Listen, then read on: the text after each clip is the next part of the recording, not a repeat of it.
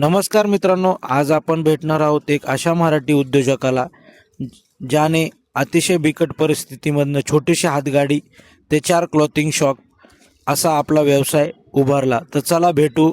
नमस्कार दादा. नमस्ते.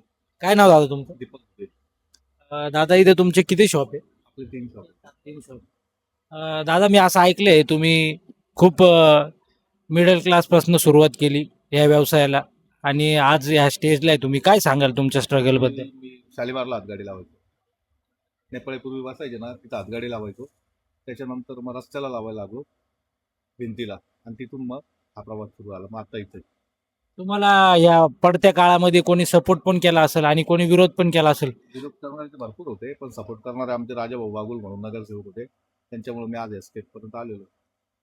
आणि तुम्ही जर आपल्या नवीन युवा उद्योजकांना काही सांगायचं असेल तर काय सांगाल? काही नाही सांगणार. सगळं एका दिवसात नाही होत. त्याला स्ट्रगल करायला लागतं, पण एक दिवस नक्की होतं. त्याच्यासाठी तुम्हाला काही तेवढे हे करायला लागतं, स्ट्रगल करावं. स्ट्रगल करायला लागतं. थँक्यू.